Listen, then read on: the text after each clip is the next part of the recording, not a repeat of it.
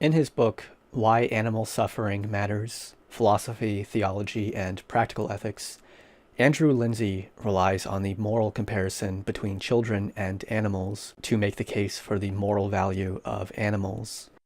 In the concluding remarks of the book, he states that, quote, animals and infants constitute paradigmatic cases of innocence and vulnerability, end quote.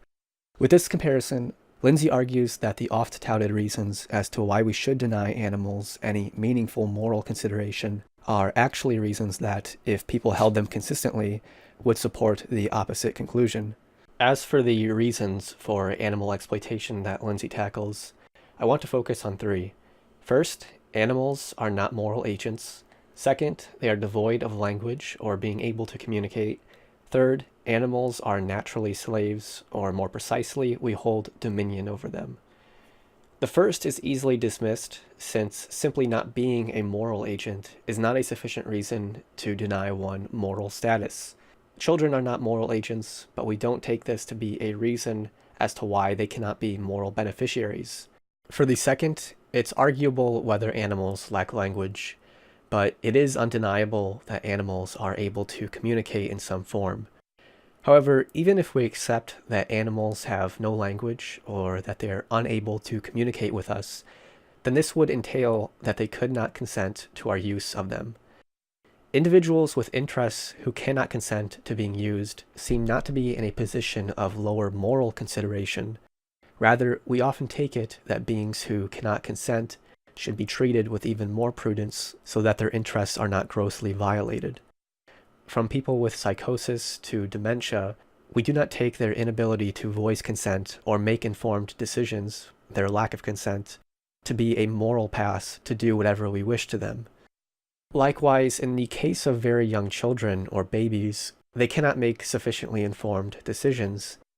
They possess no ability to consent to being used in lethal medical experiments, but we hardly see this as a reason as to why it would be permissible to use them in such a way. Reflecting this, the current consensus in medical ethics is that consent matters a great deal. Once again, if anything, their inability to voice consent and make informed decisions counts against any use that's not in their interest.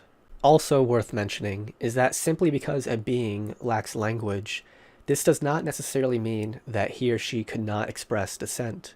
From kicking to screaming, animals and babies make it clear when they do not want something done to them. In the absence of the ability to consent, does this make the presence of dissent worthless? Whether it's children, mentally impaired adults, or non-human animals, they cannot consent. However, moral agents, who are beings capable of consenting, seem to have a duty to protect and act in the interests of those who cannot consent. The third reason can be broken down as this. Animals find themselves at the bottom of a hierarchy, which has moral implications. This hierarchy can take many forms, from our ability to physically dominate to our superior intelligence to divine providence. Each proposed hierarchy has been used to morally justify animal exploitation. These hierarchies, more or less, determine one's moral status. In an Aristotelian sense, animals find themselves naturally as slaves. Linzey makes the observation that these hierarchies, when stripped of inessentials, are about power and whether power can be its own self-justification. On a natural hierarchy, Aristotle states, quote, "So it is naturally with the male and the female, the one is superior, the other inferior, the one governs, the other is governed, and the same rule must necessarily hold good with respect to all mankind. It is evident, then, that we may conclude of those things that plants are created for the sake of animals, and animals for the sake of men. As nature therefore makes nothing either imperfect or in vain, it necessarily follows that she has made all things for men." End quote.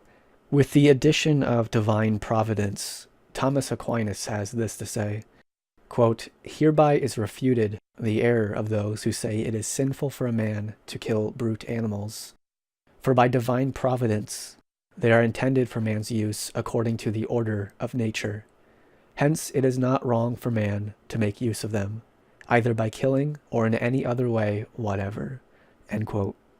Linzey argues that merely because one is superior or inferior according to a natural hierarchy, this does not secure the moral conclusion that one is accordingly morally superior or inferior. As Linzey himself puts it, quote, "Aristotle confuses natural hierarchy with moral hierarchy." End quote. Further, quote, "The natural order does not constitute a moral order so that we are beholden to follow whatever we observe therein. On the contrary, behaving morally sometimes involves acting contrary to what we perceive in nature or against our natural impulses, such as the desire for revenge. The relative weakness of animals, their vulnerability to human power, cannot be a sufficient or a principal ground for excluding them from moral solicitude.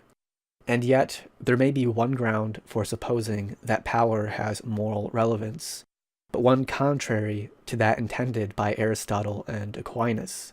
It is that those who have power ought to recognize the claim of the weak, even that it is their special obligation to do so."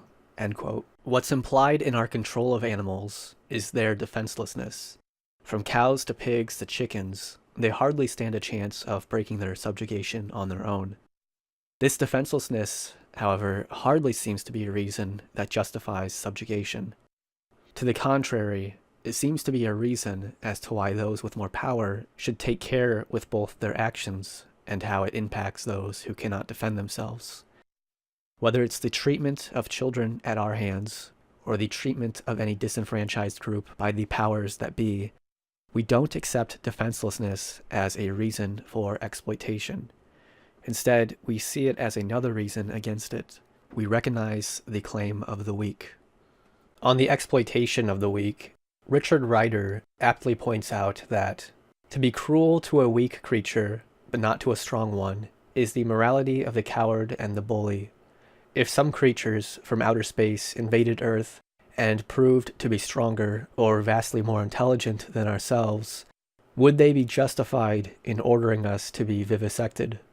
One can imagine one of their scientists trying to justify himself in these terms. "Please don't think I am a sadist. As a matter of fact, I am very fond of humans and keep several as pets. I can assure you that I would be the first to criticize any experiments that were unnecessary or involved unnecessary cruelty. I agree that 50 million humans die in our laboratories every Earth year, but most of these are in routine experiments that do not involve severe pain. You really must not allow your emotions to cloud the issue.